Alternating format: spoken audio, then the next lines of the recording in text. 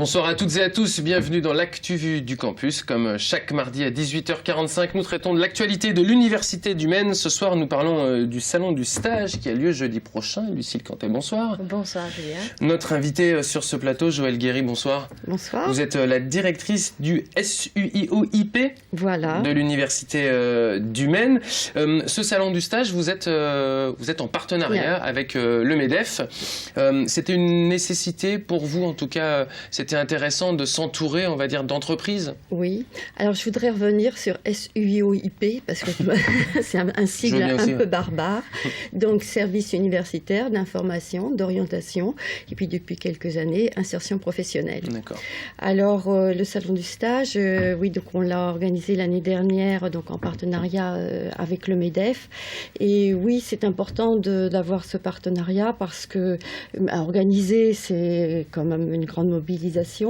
Et puis, le MEDEF, c'est aussi une connaissance de l'emploi du secteur industriel sartois.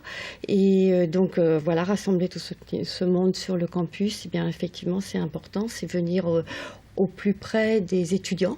Et donc, on a communiqué de façon importante auprès d'eux et on espère, comme l'année dernière, qu'ils viendront nombreux. Justement, est-ce que ça les intéresse? Est-ce que l'année dernière, ils avaient répondu présent comme vous l'espériez? Parce que les stages, c'est aujourd'hui un passage obligatoire, mais est-ce que c'est difficile d'en trouver aujourd'hui des stages? C'est très variable et de plus en plus de formations proposent des stages. Alors des stages dans le cadre de la formation, des fois des étudiants ont envie aussi de faire des stages. Il y a des secteurs qui sont plus ou moins porteurs. Mais dans le cadre des formations, en fait, tout le monde y réussit à trouver son stage, des fois en dernière minute. Des fois, les étudiants viennent dans le service pour... ils sentent le temps arriver et qu'il faut qu'ils trouvent. Donc on est là aussi pour les aider.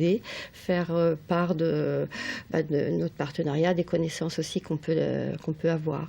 Est-ce que c'est une occasion pour les étudiants simplement de prendre contact avec les entreprises ou ils peuvent directement même trouver leur stage pendant le salon ? Alors voilà, les deux sont possibles et c'est vrai que il y aura une quarantaine d'entreprises, ce qui est bien. Mais je pense qu'il y aura plus d'étudiants qu'il n'y aura d'offres à pourvoir. Et ce que j'exprime aussi, c'est que pour les étudiants, rechercher un stage, ça s'apprend. Il y a tout un tas de codes. Et donc, c'est une expérience aussi pour eux de venir déjà, alors se présenter. Il y aura aussi, donc il y a une conférence prévu. Alors, je ne sais plus j'ai plus le nom le titre. Optimiser sa communication. Voilà, je n'allais pas vous retrouver le titre exact. Je sais que c'est en début d'après-midi, mais voilà, c'est ça. Voilà. Optimiser sa communication. Sortie de stage depuis un bout de temps, les filles. C'est ça. Voilà. Et des espaces conseils sur CV. Voilà, apprendre à écrire un CV finalement et aussi à le mettre en valeur. Voilà. Et puis une première étape de comprendre un petit peu tous ces codes. Et puis pour qu'après les étudiants continuent leur démarche, qu'ils viennent aussi dans le service pour se faire aider, qu'ils en parlent à leurs professeurs aussi, puisque un grand nombre d'étudiants aussi, dans le cadre de leur formation, un module d'insertion professionnelle. Donc cette action contribue à une expérience pour les étudiants. Vous disiez tout à l'heure que ça dépendait des domaines. Justement, quels sont les domaines les plus représentés? Quelles sont les entreprises qui seront présentes sur ce salon? Alors, secteur secondaire, donc de technique, donc par exemple, il y a des entreprises de mécanique, de plasturgie, matériaux plastiques. Le secteur tertiaire, qui est aussi représenté de façon importante. Secteur du service, quoi. Voilà, secteur de service, les MMA. Alors, si vous voulez, la liste complète. Non, mais simplement les domaines, là où il y a le plus de stages de proposer, ce sont donc au niveau des services et puis de l'automobile ou de la métallurgie. On essaie que les entreprises qui viennent ont des offres qui soient en accord avec les formations de l'université, pour que ça intéresse un peu les étudiants.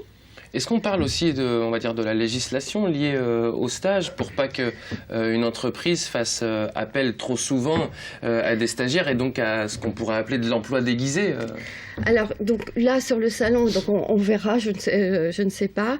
Par contre, effectivement, quand les étudiants viennent nous rencontrer, c'est effectivement quelque chose qu'on évoque.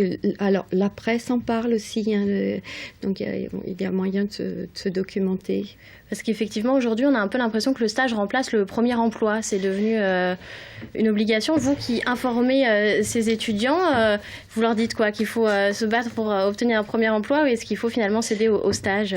Alors, le stage dans le cadre d'une formation, donc là, il y a un cadre qui est bien précis, une durée qui est définie. Donc là, tout le monde est d'accord sur ce registre-là. Par contre, c'est vrai qu'il nous arrive d'avoir des demandes des étudiants qui viennent nous dire « Bon, j'ai terminé mon diplôme, mais quand même, j'ai trouvé un stage et bon, moi, je ne conseille pas, hein, parce que... » Alors après, ça dépend des domaines. Ils me disent « Mais madame, c'est une première opportunité. » Donc après, c'est l'étudiant qui va faire son choix. Est-ce que ces stages débouchent en général sur un travail? Vous avez des chiffres à ce sujet-là? Oui, alors par exemple, les formations professionnelles conduisent souvent, notamment par exemple si on prend les licences professionnelles, hein, un stage de longue durée. Donc le stage va dans un certain nombre de cas, se poursuivre par un emploi. Alors peut-être CDD puis CDI, mais souvent ils y restent plus de leurs quelques mois de stage.